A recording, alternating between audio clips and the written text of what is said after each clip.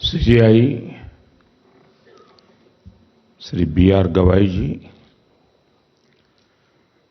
Justice Suryakant ji, justice Vikram Nath ji, केंद्र में मेरे सहयोगी अर्जुन राम मेघवाल जी, सुप्रीम कोर्ट के अन्य माननीय न्यायाधीशगण, हाई कोर्ट के मुख्य न्यायाधीशगण, देवी और सज्जनों, इस महत्वपूर्ण अवसर पर आप सभी के बीच उपस्थित होना बहुत विशेष है। लीगल एंड डिलीवरी मैकेनिज्म की मजबूती और लीगल सर्विसेज डे से जुड़ा ये कार्यक्रम हमारी न्यायिक व्यवस्था को नई मजबूती देगा। मैं 20वीं नेशनल कॉन्फ्रेंस की आप सभी को शुभकामनाएं देता हूं। मुझे बताया गया कि आज सुबह से आप लोग इसी काम में लगे हैं, तो मैं ज्यादा समय नहीं लूंगा आपका।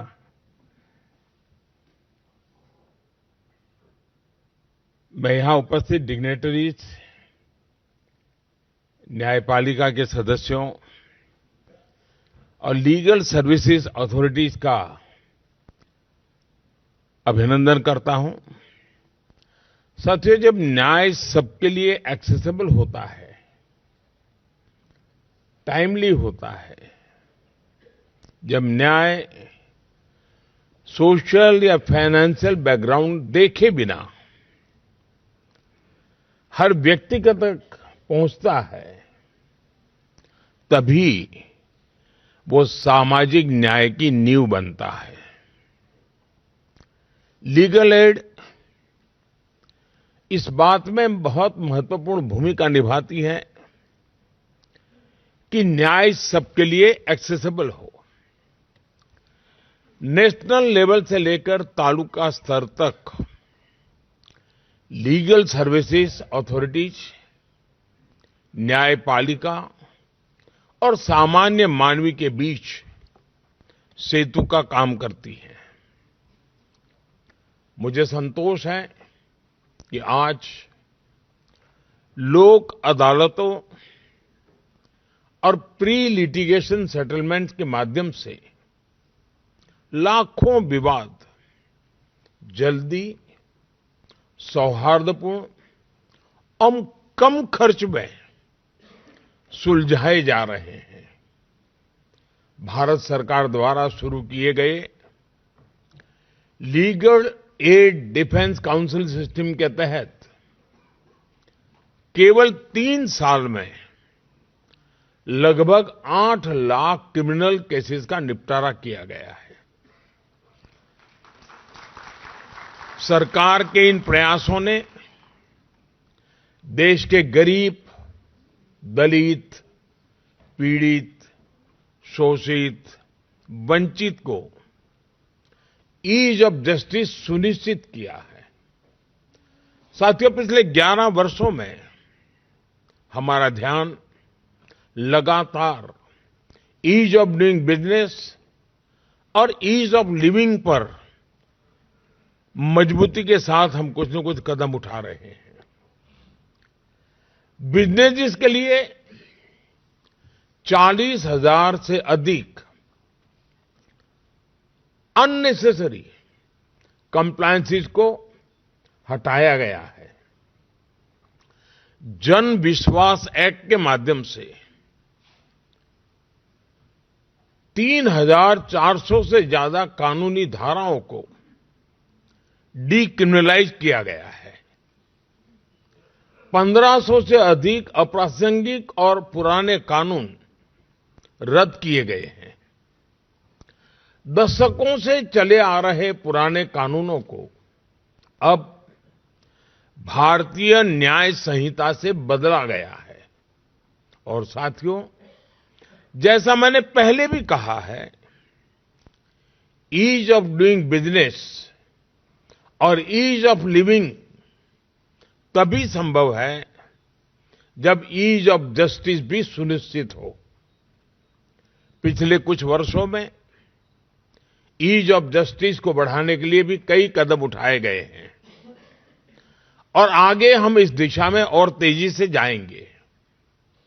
साथियों, इस साल नालसा यानी नेशनल लीगल सर्विस अथॉरिटी के 30 वर्ष पूरे हो रहे हैं। इन 3 दशकों में नालसा ने न्यायपालिका को देश के गरीब नागरिकों तक जोड़ने का बहुत महत्वपूर्ण प्रयास किया है। जो लोग लीगल सर्विसेज अथॉरिटीज के पास पहुंचते हैं, अक्सर उनके पास न रिसोर्सेज होते हैं, न रिप्रेजेंटेशन होता है और कभी तो उम्मीद भी नहीं होती। उन्हें उम्मीद और सहायता देना ही सर्विस शब्द का सच्चा अर्थ है और नालसा के नाम में भी ये मौजूद है। इसलिए मुझे पूरा विश्वास है कि इसका हर सदस्य प्रेजेंस और प्रोफेशनलिज्म के साथ अपना काम जारी रखेगा। साथियों, आज हम नालसा का community mediation training module launch कर रहे हैं।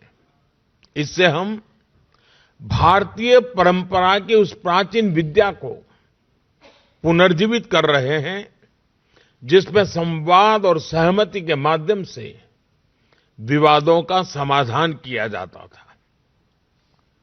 ग्राम पंचायतों से लेकर गांव के बुजुर्गों तक मीडिएशन हमेशा से हमारी सभ्यता का हिस्सा रही है।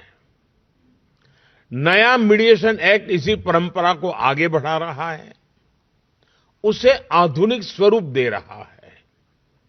मुझे विश्वास है कि इस ट्रेनिंग मॉड्यूल के माध्यम से कम्युनिटी मीडिएशन के लिए ऐसे रिसोर्स तैयार होंगे जो विवादों को सुलझाने, हार्मनी बनाए रखने और मुकदमेबाजी को कम करने में मदद करेंगे। साथियों, टेक्नोलॉजी निश्चित तौर पर एक डिसरप्टिव शक्ति है, लेकिन अगर उसमें प्रो पीपल फोकस हो तो वही टेक्नोलॉजी लोकतांत्रिकरण की शक्ति बन जाती है। हमने देखा है कि कैसे यूपीआई ने डिजिटल पेमेंट्स में क्रांति ला दी। आज छोटे से छोटे वेंडर्स भी डिजिटल इकोनॉमी का हिस्सा बन गए हैं। गांवों को लाखों किलोमीटर ऑप्टिक फाइबर से जोड़ा गया है। अभी कुछ सप्ताह पहले ही ग्रामीण इलाकों में एक साथ लगभग 1 लाख मोबाइल टावर शुरू हुए हैं। यानी टेक्नोलॉजी आज इंक्लूजन और एम्पावरमेंट का माध्यम बन रही है। जस्टिस डिलीवरी में ई कोर्ट्स प्रोजेक्ट भी इसका एक शानदार उदाहरण है। ये दिखाता है कि कैसे टेक्नोलॉजी जुडिशियल प्रोसेस को आधुनिक और मानवीय बना सकता है। ई फाइलिंग से लेकर इलेक्ट्रॉनिक समन सर्विस तक, वर्चुअल हियरिंग से लेकर वीडियो कॉन्फ्रेंस तक, टेक्नोलॉजी ने सब कुछ आसान कर दिया है। इससे न्याय मिलने का रास्ता और आसान हुआ है। आप सभी परिचित हैं, इस प्रोजेक्ट के तीसरे चरण के बजट को बढ़ाकर 7,000 करोड़ रुपए से ज्यादा किया गया है। ये इस प्रोजेक्ट के प्रति सरकार के स्ट्रांग कमिटमेंट को दिखाता है। साथियों, हम सभी ये भी जानते हैं कि लीगल अवेयरनेस का क्या महत्व होता है। एक गरीब व्यक्ति तब तक न्याय नहीं पा सकता जब तक उसे अपने अधिकारों का ज्ञान न हो, वह कानून को न समझे और सिस्टम की कॉम्प्लेक्सिटी से डर महसूस करता रहे। इसलिए कमजोर वर्गों, महिलाओं और बुजुर्गों में लीगल अवेयरनेस को बढ़ाना ये हमारी प्राथमिकता है।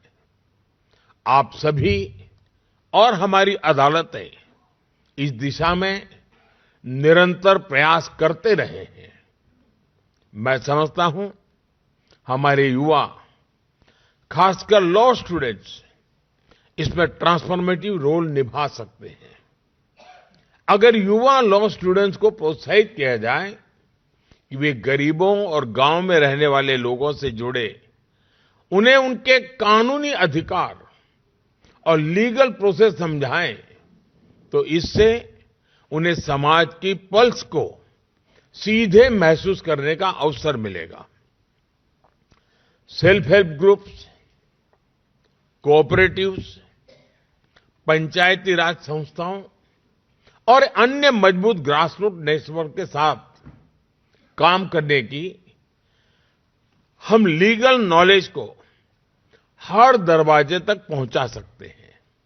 साथियों, लीगल एड से जुड़ा एक और पहलू है जिसकी मैं अक्सर चर्चा करता हूं। न्याय की भाषा वही हो जो न्याय पाने वाले को समझ आए। इसका ध्यान जब कानून को ड्राफ्ट किया जाता है तब रखना बहुत जरूरी है। जब लोग कानून को अपनी भाषा में समझते हैं तो इससे बेटर कंप्लायंस होता है और मुकदमेबाजी कम होती है। इसके साथ ही ये भी आवश्यक है कि जजमेंट्स और लीगल डॉक्यूमेंट्स को स्थानीय भाषा में उपलब्ध कराया जाए। ये वाकई बहुत सराहनीय है कि सुप्रीम कोर्ट ने 80,000 से अधिक जजमेंट्स को 18 भारतीय भाषाओं में अनुवाद करने की पहल की है।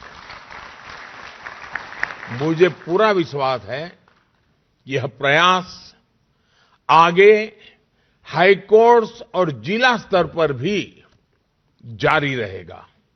साथियों, जब हम विकसित भारत की दिशा में आगे बढ़ रहे हैं तो लीगल प्रोफेशन, जुडिशियल सर्विसेज और इससे जुड़े सभी लोगों से भी मैं आग्रह करता हूं कि वे यह कल्पना करें कि जब हम स्वयं को एक विकसित राष्ट्र कहेंगे तो हमारा जस्टिस डिलीवरी सिस्टम कैसा होगा। उस दिशा में हमें मिलकर आगे बढ़ना है।